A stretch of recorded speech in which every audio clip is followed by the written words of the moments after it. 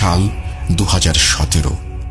আমি আর আমার 3 জন বন্ধু সজীব, শাকিল এবং আকাশ মিলে মধুপুর জেলার পাহাড়ি এলাকায় ঘুরতে যাবার সিদ্ধান্ত নেই। যারা ময়মনসিংহ থেকে শুনছেন তারা হয়তো জায়গাটি এতক্ষণে চিনে ফেলেছেন। ঘটনায় ফিরে আসি। আমরা সেখানে সকাল 7টার দিকে রওনা দেই। আমরা আমাদের এক বন্ধুর প্রাইভেট কার নিয়ে রওনা দেই। জামালপুর আর মধুপুর পাশাপাশি জেলা হওয়ায় পৌঁছতে বেশি দেরি হয়নি। আমরা সারাদিন সেখানে ঘুরে রাত 9টার সময় বাসার উদ্দেশ্যে রওনা দিলাম। যে রাস্তা দিয়ে যেতে হবে সেই রাস্তার এক পাশে একটি খ্রিস্টানদের কবরস্থান রয়েছে। অন্ধকার রাস্তায় আমরা যখন সেটি পার হচ্ছিলাম তখন গাড়ির লাইটে আমরা দেখতে পাই কবরস্থানের কিছুটা সামনে একটা বিড়াল রাস্তায় পড়ে আছে এবং সে কিছু খাবার খাচ্ছে। আকাশ গাড়ি ড্রাইভ করছিল। সে দুষ্টুমি করে বলল, দাঁড়া, বিড়ালটা একটা উচিত শিক্ষা দিতে হবে। আমরা কিছু বুঝে ওঠার আগেই ও বিড়ালের ওপর দিয়ে গাড়ি চালিয়ে দেয়। সাথে সাথেই একটি চাপা আর্তনাদের আওয়াজ আসে। আমরা গাড়ি থেকে নেমে গিয়ে দেখি বিড়ালের মাথা গাড়ির চাপায় পিষে গেছে এবং একটি পা দেহ থেকে আলাদা হয়ে গেছে। আমি আর আমার আরেক বন্ধু সজীব আকাশকে বকা দেয়া শুরু করি। ঠিক এই সময়ে রাস্তার পাশের জঙ্গল থেকে একটি শব্দ আসে। আমরা সেদিকে তাকালে দেখি দুটি রক্ত আগুনে চোখ আমাদের দিকে তাকিয়ে আছে। আমার বন্ধু শাকিল বলে, আগে গাড়িতে উঠে বস, বাসায় চল, তারপর ওকে যা বলার বলিস। এখন এত রাতে এখানে থাকাটা ঠিক হবে না। আমি আর আমার বন্ধু ওর কথা শুনে গাড়িতে উঠে বসি এবং এইবার আমি ড্রাইভ করব বলে সিদ্ধান্ত নেই। গাড়ি স্টার্ট করার পর একটু সামনে গিয়ে আমি গাড়ির গ্লাসের দিকে তাকাই এবং যা দেখি তা দেখার জন্য আমি প্রস্তুত ছিলাম না। আমি দেখি শত শত কালো বিড়াল ওই মৃত বিড়ালটিকে ঘিরে রেখেছে এবং আমাদের গাড়ির দিকে রক্ত আগুন চোখে তাকিয়ে আছে। এমন সময় আকাশ একটি চিৎকার করে।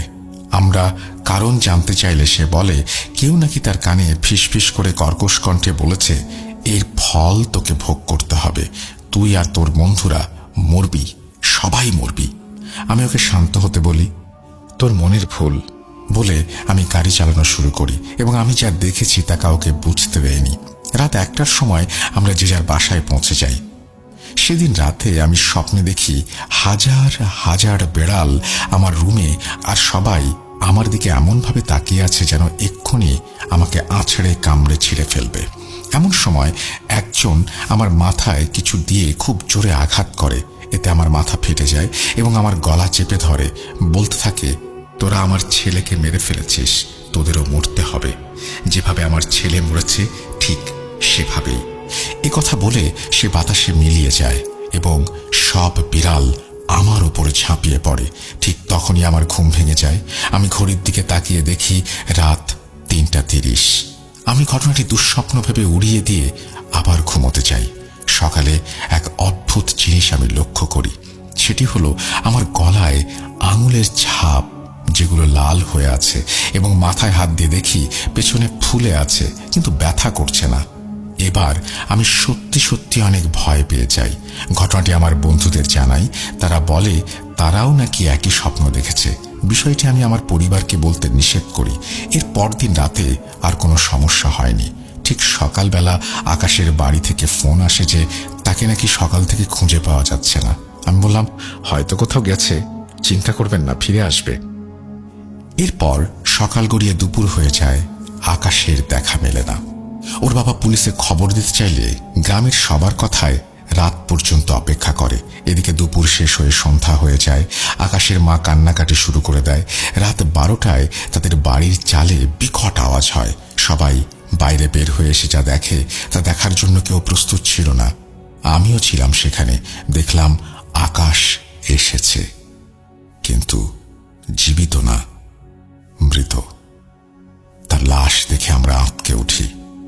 আকাশের মাথাকেও ঘুরিয়ে উল্টো দিকে করে দিয়েছে এবং থেঁতলে দিয়েছে।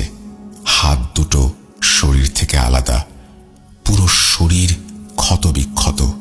চেহারা দেখে চেনার উপায় নেই যে এটি আমাদের বন্ধু আকাশ, যার সাথে 2 দিন আগে আমরা ঘুরে বেরিয়েছি।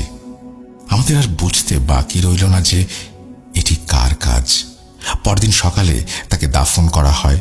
পরিবারের একমাত্র ছেলেকে হারিয়ে আকাশের মা বাবা পাগলের মতো হয়ে যায়।